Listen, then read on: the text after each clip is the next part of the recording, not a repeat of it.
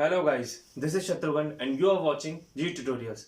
Guys, आज हम बात करने वाले हैं साइमन कमीशन के बारे में कि साइमन कमीशन क्या है और भारत में इसका विरोध क्यों किया गया था। इसका आंसर मैं आपको बताऊं उससे पहले मैं आपको इसे एक्सप्लेन करना चाहता हूं ताकि आपको यह पता चल सके कि साइमन कमीशन दरअसल असल में था क्या।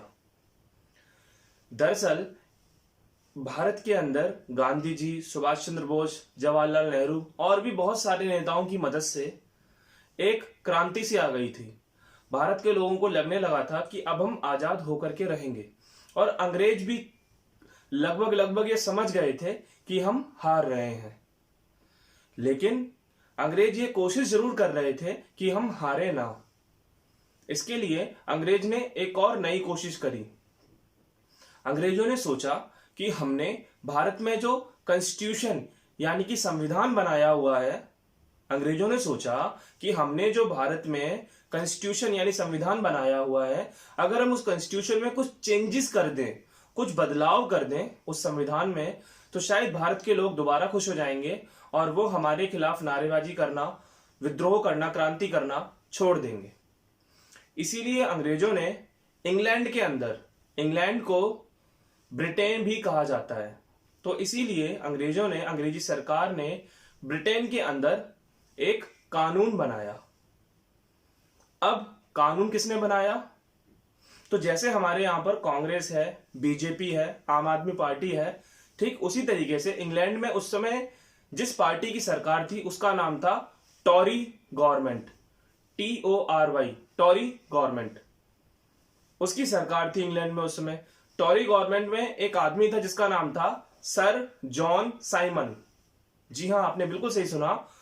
इंग्लैंड में टॉरी गवर्नमेंट के अंदर एक आदमी था सर जॉन साइमन, जिसको ये जिम्मा सौंपा गया कि तुम्हें एक नया कॉन्स्टिट्यूशन इंडिया के लिए तैयार करना है, तुम्हें इंडिया के लिए एक नया संविधान तैयार करना है और तुम्हें कुछ रूल्स चेंज करके बनाने हैं इंडिया के लिए, ताकि इंडिया वालों को खुशी मिल सके और वो लोग हमारे खिलाफ नारेबाजी करना, आंदोलन यानी मूवमेंट्स करना छोड़ दें।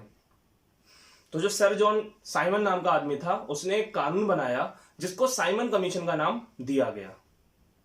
अब कानून जो था वो तो इंग्लैंड में यानी कि ब्रिटेन में बनके तैयार हो गया था साइमन के द्वारा, इसीलिए इसको साइमन कमीशन कहा गया था, क्योंकि इसको सर जॉन साइमन ने बनाया था कानून को, इसीलिए इसे साइमन कमीशन कहा गया। तो ये कानून तो इंग्लैंड में यानी कि ब्रिटेन में बनकर के तैयार हो गया था, लेकिन इसको अभी इंडिया में अप्लाई करना था, इंडिया में लागू करना था। तो 1928 में, 1928 में इस कानून को यानी साइमन कमीशन को भारत में अप्लाई किया गया, यानी भारत में लाया गया, इस कानून को लागू किया गया। लेकिन भारत के लोगों ने इसका विरोध किया। भारत के नेताओं ने, जो भारत के लीडर्स थे, महात्मा गांधी और भी जो नेता थे, उन सभी ने इसका विरोध किया, इस कानून का, कि हम इसको नहीं मानेंगे। ऐसा क्यों? क्योंकि जो हमारे देश के नेता थे, महात्मा गांधी, सुभाष चंद्र बोस, जवाहरलाल नेहरू, सरदार वल्लभ भाई पटेल, इन सभी नेताओं का यह मानना था कि आपने साइमन कमीशन, जिसे आप एक कानून बोल रहे हैं, आपने उसे इंग्लैंड यानी ब्रिटेन में बनाया है। टॉरी गवर्नमेंट के अंदर एक बंदा काम करता है, सर जॉन साइमन, जो कि एक अंग्रेज है, उसने खुद ये कानून बनाया है।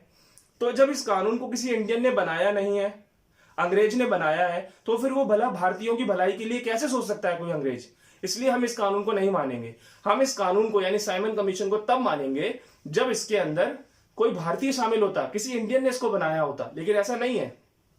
इसलिए हमारे देश के लोगों ने, हमारे देश के नेताओं ने साइमन कमीशन का विरोध किया था जब ये भारत में अप्लाई होने वाला था, या जब भारत में ये आया था या लागू हुआ था 1928 में। अब मैं आपको इसका आंसर दिखाता हूं, लेकिन पहले मैं दिखाऊंगा इंग्लिश मीडियम के लिए आंसर, उसके बाद मैं दिखाऊंगा हिंदी मीडियम के लिए आंसर।